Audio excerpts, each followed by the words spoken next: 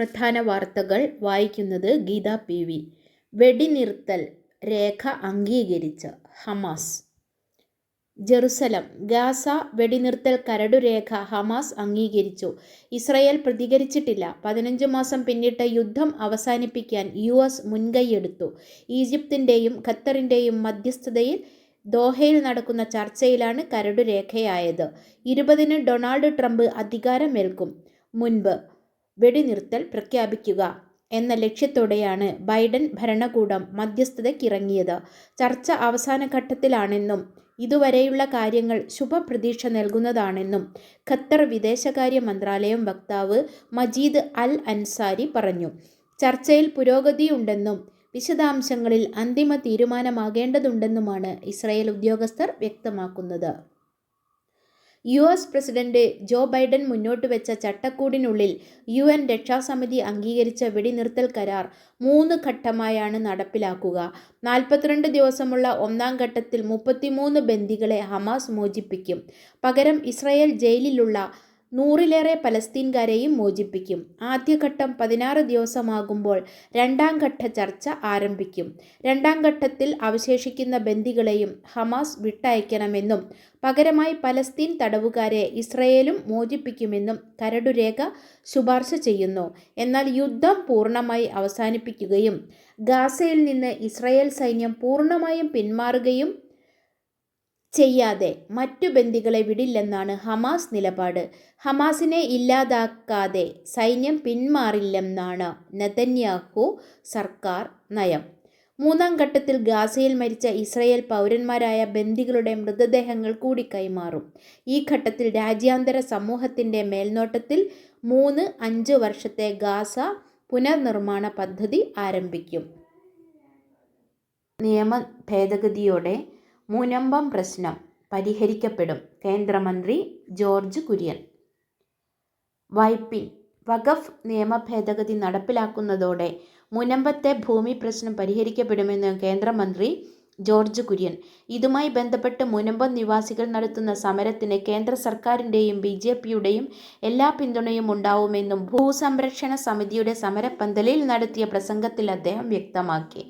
94 ദിവസമായി നിരാഹാര സമരം അനുഷ്ഠിക്കുന്ന മുനമ്പം നിവാസികൾക്ക് കേന്ദ്രമന്ത്രി ഐക്യദാർഢ്യം പ്രഖ്യാപിച്ചു. BJP ജില്ലാ പ്രസിഡന്റ് KS ഷൈജു, സംസ്ഥാന സമിതി അംഗം ഷോൺ ജോർജ്, ന്യൂനപക്ഷ മോർച്ച സംസ്ഥാന സെക്രട്ടറി ഡെന്നി ജോസ് വെളിയത്ത്, ജില്ലാ general secretary Jaison, OBC Morcha ജില്ലാ പ്രസിഡന്റ് KK വേലായുധൻ, BJP സംസ്ഥാന സമിതി അംഗം ES പുരുഷോത്തമൻ, ജില്ലാ കമ്മിറ്റി അംഗം അനിൽ, മണ്ഡലം പ്രസിഡന്റ് AV വിനിൽ, മണ്ഡലം ജനറൽ സെക്രട്ടറി ഷിബിൻ ലാൽ എന്നിവരും ഒപ്പമുണ്ടായിരുന്നു. സമരപ്പന്തലിലെത്തിയ കേന്ദ്രമന്ത്രിയെ ഫാദർ ആന്റണി സേവ്യർ, ഭൂസംരക്ഷണ സമിതി ഭാരവാഹികൾ തുടങ്ങിയവർ ചേർന്ന് സ്വീകരിച്ചു. വല്ലാർപാടം. മുളവുകാട് പഞ്ചായത്തിലെ വല്ലാർപാടം ബസിലിക്കയുടെ മുൻവശം, ബോൾഗാട്ടി ജംഗ്ഷൻ, പോഞ്ഞിക്കര അയ്യപ്പൻകോവിൽ പരിസരം എന്നിവിടങ്ങളിൽ സ്ഥാപിച്ച ഹൈമാസ്റ്റ് LED ലൈറ്റുകളുടെ ഉദ്ഘാടനം ഹൈബി ഈഡൻ MP നിർവഹിച്ചു. MP ഫണ്ടിൽ നിന്നും 16.5 ലക്ഷം രൂപ ചെലവഴിച്ചാണ് ലൈറ്റുകൾ സ്ഥാപിച്ചത്. പാർലമെന്റ് മണ്ഡലത്തിൻ്റെ വിവിധ ഭാഗങ്ങളിൽ ഹൈമാസ്റ്റ് ലൈറ്റുകൾ സ്ഥാപിച്ചു വരികയാണെന്ന് ഹൈബി ഈഡൻ MP പറഞ്ഞു. വല്ലാർപാടം ബസിലിക്കയ്ക്ക് മുൻവശം സ്ഥാപിച്ച ഹൈമാസ്റ്റ് ലൈറ്റ് വാരാപ്പുഴ അതിരൂപതാ സഹായ മെത്രാൻ ഡോക്ടർ ആന്റണി വാലുങ്കൽ ഉദ്ഘാടനം ചെയ്തു. ഉന്നത വിദ്യാഭ്യാസത്തിൻ്റെ ഭാവി രാജ്യാന്തര കോൺക്ലേവിൽ ചർച്ചകൾ സജീവം. ചർച്ചയിലെ നിർദ്ദേശങ്ങൾ സമാപന സമ്മേളനത്തിൽ മന്ത്രി R ബിന്ദു വിശദീകരിക്കും. കളമശ്ശേരി. ഉന്നത വിദ്യാഭ്യാസത്തിൻ്റെ ഭാവി രൂപപ്പെടുത്തുന്നതിനായി കൊച്ചി ശാസ്ത്ര സാങ്കേതിക സർവകലാശാലയിൽ ആരംഭിച്ച രാജ്യാന്തര കോൺക്ലേവിൽ വിദഗ്ധരുൾപ്പെട്ട ചർച്ചകൾക്ക് തുടക്കമായി. 2 ദിവസമായി നടക്കുന്ന സമ്മേളനത്തിൽ ആദ്യ ദിനത്തിൽ സംസ്ഥാനത്തിൻ്റെ ഉന്നത വിദ്യാഭ്യാസത്തിൻ്റെ ആഗോള കാഴ്ചപ്പാടുകൾ, ഉന്നത വിദ്യാഭ്യാസത്തിൽ ഉയർന്നുവരുന്ന AI സാങ്കേതിക വിദ്യയുടെ സ്വാധീനം, ഗവേഷണ മികവും നവീകരണവും എന്നിവ സംബന്ധിച്ചു ചർച്ചകൾ നടന്നു. ആദ്യ സെക്ഷനിൽ IIT ബോംബെയിലെ പ്രൊഫസർ NV വർഗീസ് മോഡറേറ്ററായി. Professor Sriram Ramakrishna, Singapore National university,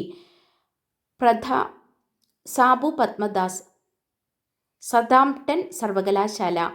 doctor Zachariah Mathew, Michigan സർവകലാശാല. ഡോക്ടർ ഷക്കീല ടി ഷംസു, മുൻ OSD കേന്ദ്ര വിദ്യാഭ്യാസ മന്ത്രാലയം. ഡോക്ടർ മഹമൂദ് കൂരിയ, എഡിൻബർഗ് സർവകലാശാല എന്നിവർ പങ്കെടുത്തു. രണ്ടാം സെക്ഷനിൽ ഡിജിറ്റൽ യൂണിവേഴ്സിറ്റി മുൻ vice chancellor doctor Saji Gopinath മോഡറേറ്ററായി. Professor Don Passey, Lancaster university. Doctor Stephan Vincent Lancrin, OECD Paris. Doctor MS Rajashree, trust research park CEO. Professor Neeta Inamdar, Manipal academy എന്നിവർ പങ്കെടുത്തു. മൂന്നാമത്തെ സെഷനിൽ ഐസർ പ്രൊഫസർ സുരേഷ് ദാസ് മോഡറേറ്ററായി. T Pradeep, IIT Madras. Professor Sabu Thomas, മുൻ vice chancellor. MG professor Pankaj Jalote, IIT Delhi. Professor Jean Jose, Leeds സർവകലാശാല എന്നിവർ പ്രസംഗിച്ചു. സാമ്പത്തിക സുസ്ഥിരതയ്ക്കുള്ള തന്ത്രങ്ങൾ, അക്കാദമിക് ലൈബ്രറികളുടെ ഭാവി, സർവകലാശാലകളിലെ ഗവേഷണ ഫലങ്ങളുടെ പ്രയോജനപ്പെടുത്തൽ, ശാസ്ത്രീയ കണ്ടെത്തലുകളുടെ പ്രായോഗിക പരിഹാരങ്ങൾ, ഗ്രാജുവേറ്റ് ട്രാക്കിംഗ് സിസ്റ്റത്തിൻ്റെ പ്രയോജനങ്ങൾ, അധ്യാപന പരിഷ്കാരങ്ങൾ, വ്യവസായ അക്കാദമിക പങ്കാളിത്തം എന്നീ വിഷയങ്ങളിൽ ഇന്നു ചർച്ചകൾ നടക്കും. 2 ദിവസത്തെ ചർച്ചകളിൽ ഉരുത്തിരിഞ്ഞ നിർദ്ദേശങ്ങൾ ഇന്നു വൈകിട്ട് നടക്കുന്ന സമാപന സമ്മേളനത്തിൽ മന്ത്രി R ബിന്ദു വിശദീകരിക്കും. ഇംഗ്ലീഷ് സംസാരിക്കാൻ ഇതുവഴി വാ. കൊച്ചി. ഇംഗ്ലീഷ് സംസാരിക്കാൻ ബുദ്ധിമുട്ടുന്നവർക്കായി കുറഞ്ഞ ചെലവിൽ ഓൺലൈൻ സ്പോക്കൺ ഇംഗ്ലീഷ് ക്ലാസ് ഒരുക്കി. ഇംഗ്ലീഷ് ലോഞ്ച് അക്കാദമിയും മലയാള മനോരമയും 1 മാസം നീണ്ടു നിൽക്കുന്ന ക്ലാസ് 22-നാണ് ആരംഭിക്കുന്നത്. ഗ്രാമർ, വൊക്കാബുലറി പഠനം, ഇംഗ്ലീഷ് സംസാരിക്കാൻ പ്രത്യേക സെഷനുകൾ, ഇൻ്റർവ്യൂ തയ്യാറെടുപ്പ്, ഇമെയിൽ ഡ്രാഫ്റ്റിംഗ്, റെസ്യൂമെ തയ്യാറാക്കൽ തുടങ്ങിയവ കോഴ്സിൻ്റെ ഭാഗമായുണ്ടാവും. വൈകുന്നേരങ്ങളിൽ സൂം ആപ്ലിക്കേഷൻ വഴി ലൈവ് ക്ലാസുകളാണ് നടത്തുക. ക്ലാസുകളുടെ റെക്കോർഡ് സെക്ഷനുകളും ആരംഭിക്കും. 1999 രൂപ ഫീസ് വരുന്ന ഈ ഓൺലൈൻ ക്ലാസിൻ്റെ ഭാഗമാവുന്നവർക്ക് 6 മാസത്തെ ദി വീക്ക് ഇംഗ്ലീഷ് മാഗസിൻ സൗജന്യമായി ലഭിക്കും. ഈ വർഷത്തോടൊപ്പം നൽകിയിട്ടുള്ള QR കോഡ് സ്കാൻ ചെയ്ത് ഗൂഗിൾ ഫോം ഫിൽ ചെയ്ത് കോഴ്സിൽ പങ്കെടുക്കാം. അല്ലെങ്കിൽ ബന്ധപ്പെടുക 8075611181. മികവിൻ്റെ നിറവിൽ മട്ടാഞ്ചേരി പോലീസ്. സംസ്ഥാനത്തെ മികച്ച 2ാമത്തെ പോലീസ് സ്റ്റേഷൻ എന്ന ബഹുമതി മട്ടാഞ്ചേരി സ്റ്റേഷന്. മട്ടാഞ്ചേരി. കേസുകൾ തീർപ്പാക്കുന്നതിലെ വർധനയും പ്രവർത്തന മികവും കൊണ്ട് കൊച്ചി സിറ്റിയിലെ മട്ടാഞ്ചേരി പോലീസ് സ്റ്റേഷൻ നേട്ടത്തിൻ്റെ നെറുകയിൽ. 2023-ൽ സംസ്ഥാനത്തെ 2ാമത്തെ മികച്ച പോലീസ് സ്റ്റേഷൻ എന്ന ബഹുമതിയാണ് മട്ടാഞ്ചേരി സ്റ്റേഷൻ നേടിയത്. കണ്ണൂർ ജില്ലയിലെ തലശ്ശേരി പോലീസ് സ്റ്റേഷനാണ് 1ാം സ്ഥാനത്തിന് അർഹമായത്. 2023-ൽ സ്റ്റേഷനിൽ ലഭിച്ച പരാതികൾ 100% തീർപ്പാക്കാനായത് എടുത്തു പറയാനാവുന്ന നേട്ടമാണ്. അന്വേഷണത്തിലിരിക്കുന്ന കേസുകൾ കുറവ്. കേസുകൾ തീർപ്പാക്കുന്നത് മറ്റ് സ്റ്റേഷനുകളെ അപേക്ഷിച്ച് കൂടുതൽ. സാമൂഹിക വിരുദ്ധർക്ക് എതിരെയുള്ള നടപടികളിലും നേട്ടമുണ്ടാക്കാനായി. 2023-ൽ 6 കാപ്പ കേസുകളും 28 മുൻകരുതൽ തടങ്കൽ കേസുകളും എടുത്തു. സ്വയം എടുക്കുന്ന കേസുകളും കൂടുതലായിരുന്നു. സ്ത്രീ സുരക്ഷ സംബന്ധിച്ച് രജിസ്റ്റർ ചെയ്ത എല്ലാ കേസുകളിലും അന്വേഷണം പൂർത്തിയാക്കി കോടതിയിലെത്തിക്കാൻ കഴിഞ്ഞു. 281 ലഹരി കേസുകളിൽ നടപടി സ്വീകരിച്ചു. സമൻസ്, വാറണ്ട് എന്നിവ നടപ്പാക്കുന്ന കാര്യത്തിലും സ്റ്റേഷൻ മുന്നിലെത്തി.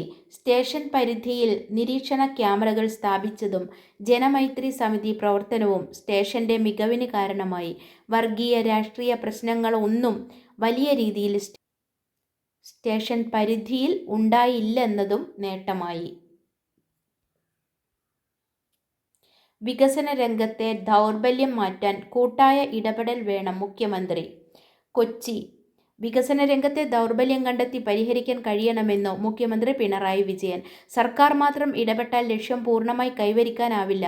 സന്നദ്ധ സംഘടനകൾ, വ്യവസായ രംഗം, അക്കാദമിക് സ്ഥാപനങ്ങൾ എന്നിവയുടെ കൂട്ടായ ഇടപെടൽ ഉണ്ടെങ്കിലേ സമഗ്രവും സുസ്ഥിരവുമായ മുന്നേറ്റം സാധ്യമാകൂവെന്നും മുഖ്യമന്ത്രി പറഞ്ഞു. International consortium for social development ICSD എന്ന സംഘടനയുടെ സുവർണ ജൂബിലിയും രാജഗിരി കോളേജ് ഓഫ് സോഷ്യൽ സയൻസിലെ സാമൂഹിക പ്രവർത്തന വിഭാഗത്തിൻ്റെ നേതൃത്വത്തിലുള്ള ദ്യുതി കോൺഫറൻസിൻ്റെ രജത ജൂബിലിയും കാക്കനാട് രാജഗിരി വാലി ക്യാമ്പസിൽ ഉദ്ഘാടനം ചെയ്യുകയായിരുന്നു അദ്ദേഹം. വിനു ഡാനിയേലിന് MV ദേവൻ പുരസ്കാരം. കൊച്ചി. MV ദേവൻ പുരസ്കാരം 50,000 രൂപ വിനു ഡാനിയേലിന്. കെട്ടിട നിർമ്മാണത്തിന് ചെലവ് കുറഞ്ഞ രീതികൾ അവലംബിക്കുന്ന വാസ്തുശില്പിയാണ് ഇദ്ദേഹം. PNS കവിതാ പുരസ്കാരം അതുൽ പൂത്താടിക്ക്. കോതമംഗലം. പുരോഗമന കലാ സാഹിത്യ സംഘം കോതമംഗലം മേഖലാ കമ്മിറ്റിയുടെ PNS യുവ കവിതാ പുരസ്കാരം 10,000 രൂപ അതുൽ പൂത്താടിയുടെ കൊമാല എന്ന കവിതയ്ക്ക്. ഫെബ്രുവരി 9 കോതമംഗലം JV ഓഡിറ്റോറിയത്തിൽ കവി S. ജോസഫ് പുരസ്കാരം നൽകും. കായികം. ആരും പ്രതീക്ഷിക്കാത്ത കളി. 1-1 കളി ഒന്നാന്തരം ജയം. ഒഡീഷ FCക്കെതിരെ കഴിഞ്ഞ ദിവസം കൈവിട്ടെന്ന് തോന്നിയ മത്സരം തിരിച്ചുപിടിച്ച ബ്ലാസ്റ്റേഴ്സിൻ്റെ പോരാട്ടം കണ്ടു കൊച്ചിയിലെ പുൽത്തരികൾ പോലും ത്രസിച്ചു പോയിട്ടുണ്ടാകും. ഈ സീസണിൽ മുങ്ങിത്താണുപോയൊരു ടീമിൽ നിന്ന് ആരാധകർ പോലും പ്രതീക്ഷിക്കാത്ത തരത്തിലൊരു തീക്കളിയാണ് ബ്ലാസ്റ്റേഴ്സ് താരങ്ങൾ പുറത്തെടുത്തത്. ഒന്നാം പകുതിയിലെ നിരാശയ്ക്ക് പകരം വീട്ടുന്ന മട്ടിലായിരുന്നു ബ്ലാസ്റ്റേഴ്സിൻ്റെ കളിക്കാരെല്ലാവരും തിരിച്ചെത്തിയത്. എല്ലാവരുടെയും പേരെടുത്ത് പറയേണ്ട മട്ടിൽ ഉള്ള പ്രകടനം. വിജയത്തിനിടയിലും ബ്ലാസ്റ്റേഴ്സിൻ്റെ ഉറക്കം കെടുത്താൻ പോന്ന ചില കാര്യങ്ങളും ഇന്നലെ കണ്ടു. ആക്രമണത്തിൽ ആറാടുമ്പോഴും പ്രതിരോധത്തിൻ്റെ കാര്യത്തിൽ ബ്ലാസ്റ്റേഴ്സിൻ്റെ വഞ്ചി ഇപ്പോഴും ആടിയുലയുകയാണ്. എത്ര ഈസിയായാണ് ബ്ലാസ്റ്റേഴ്സിൻ്റെ വലയിൽ ഗോളുകളുടെ നിക്ഷേപം സ്വീകരിക്കപ്പെടുന്നത്. അതിനു കൂടി മാറ്റം വരുത്തണം പുരുഷോത്തമ, എന്നാലേ പ്ലേ ഓഫിലേക്ക് ഒരു പിടിച്ചു നോക്കാനാകൂ. ഇന്ത്യൻ സീനിയർ താരങ്ങൾക്ക് മനസ്സുമാറ്റം. ഫോം വീണ്ടെടുക്കാൻ കോഹ്ലിയും രോഹിത്തും ഗില്ലും പന്തും ആഭ്യന്തര ക്രിക്കറ്റിലേക്ക്. ന്യൂഡൽഹി. ആഭ്യന്തര ക്രിക്കറ്റിലേക്ക് മടങ്ങിപ്പോയി ഫോം വീണ്ടെടുക്കൂ. ബോർഡർ ഗവാസ്കർ ടെസ്റ്റ് പരമ്പരയിലെ തോൽവിക്ക് പിന്നാലെ മുൻകാല താരങ്ങളും പരിശീലകരും ടീം മാനേജ്മെൻറ്റും ഒന്നിച്ചു മുന്നോട്ട് വെച്ച നിർദ്ദേശം ഇന്ത്യൻ സീനിയർ താരങ്ങളുടെ മനസ്സുമാറ്റുന്നു. ഓസ്ട്രേലിയൻ പരമ്പരയിലെ മോശം പ്രകടനത്തിൻ്റെ പേരിൽ വിമർശനം ഏറ്റുവാങ്ങിയ ക്യാപ്റ്റൻ രോഹിത് ശർമ്മ ഇന്നലെ മുംബൈയുടെ രഞ്ജി ടീമിനൊപ്പം ചേർന്നു പരിശീലനം ആരംഭിച്ചു. രഞ്ജി ട്രോഫി സീസണിൻ്റെ 2ാം ഘട്ടത്തിനുള്ള ഡൽഹിയുടെ സാധ്യത ടീം പട്ടികയിൽ വിരാട് കോഹ്ലിയെയും ഋഷഭ് പന്തിനെയും ഉൾപ്പെടുത്തി. പന്ത് കളിക്കുമെന്ന് ഉറപ്പായി. 23-ന് കർണാടകയ്ക്കെതിരെ ആരംഭിക്കുന്ന രഞ്ജി മത്സരത്തിൽ പഞ്ചാബ് ടീമിൽ കളിക്കാൻ ശുഭ്മൻ ഗില്ലും സന്നദ്ധത അറിയിച്ചു. സീനിയർ താരങ്ങൾ ആഭ്യന്തര മത്സരങ്ങൾ കളിക്കണമെന്ന നിർദ്ദേശം കഴിഞ്ഞ ദിവസത്തെ BCCI യോഗത്തിലും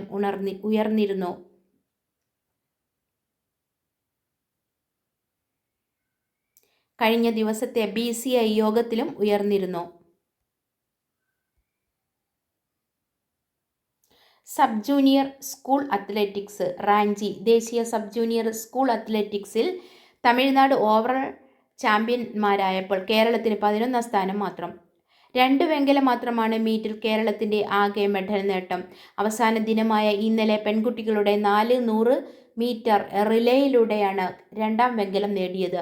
G. Anaya, P. Nikhita, Angel rose, Devapriya Shaibu എന്നിവരാണ് റിലേയിൽ മത്സരിച്ചത്. 18 ആൺകുട്ടികളും 19 പെൺകുട്ടികളുമായി മീറ്റിൽ മത്സരിച്ച കേരളത്തിന് ആൺകുട്ടികളുടെ വിഭാഗത്തിൽ മെഡൽ നേടാനായില്ല.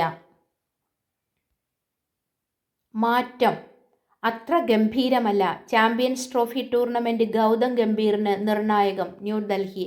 തുടർ തോൽവികൾക്കൊപ്പം ടീം അംഗങ്ങളിൽ നിന്ന് എതിർപ്പും നേരിടുന്ന പരിശീലകൻ ഗൗതം ഗംഭീറിനു ചാമ്പ്യൻസ് ട്രോഫി ടൂർണമെൻറ്റ് നിർണായകം. ചാമ്പ്യൻസ് ട്രോഫിയിലെ ടീമിൻ്റെ പ്രകടനത്തിൻ്റെ അടിസ്ഥാനത്തിൽ പരിശീലക സ്ഥാനത്തു ഗംഭീറിൻ്റെ ഭാവി തീരുമാനിക്കാനാണ് BCCIയുടെ തീരുമാനം.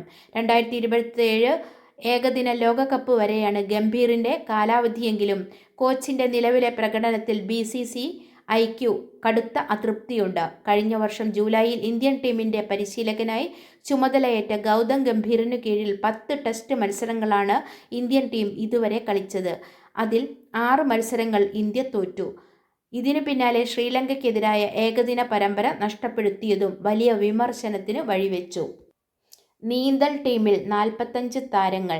കൊച്ചി ദേശീയ ഗെയിംസിൽ നീന്തൽക്കുളത്തിൽ നിന്ന് മെഡൽ വാരാൻ കേരളത്തിന്റെ 45-അംഗ സംഘം. 19 നീന്തൽ താരങ്ങളും 26 വാട്ടർ പോളോ താരങ്ങളുമാണ് സംഘത്തിലുള്ളത്. കഴിഞ്ഞ ദേശീയ ഗെയിംസിൽ 6 സ്വർണം ഉൾപ്പെടെ 13 മെഡലുകളാണ് കേരളം അക്വാട്ടിക്സിൽ നേടിയത്. സ്പോർട്സ് കൗൺസിൽ കോച്ച് വിനോദും റെയിൽവേ കോച്ച് അനിൽകുമാറുമാണ് വാട്ടർ പോളോ ടീമിനെ പരിശീലിപ്പിക്കുന്നത്. മുൻ നീന്തൽ താരം വിൽസൺ ചെറിയാനാണ് കേരള അക്വാട്ടിക് ടീമിന്റെ മുഖ്യ പരിശീലകൻ. ഖോ-ഖോ ഇന്ത്യൻ ടീമുകൾക്ക് ജയം. ന്യൂഡൽഹി ഖോ-ഖോ ലോകകപ്പിൽ ഇന്ത്യയുടെ പുരുഷ വനിതാ ടീമുകൾക്ക് വിജയം. പുരുഷ ടീം ബ്രസീലിനെയും വനിതാ ടീം ദക്ഷിണ കൊറിയയെയും വൻ മാർജിനിൽ തോൽപ്പിച്ചു. പുരുഷ ടീം ഇന്നു പെറുവിനെ നേരിടും.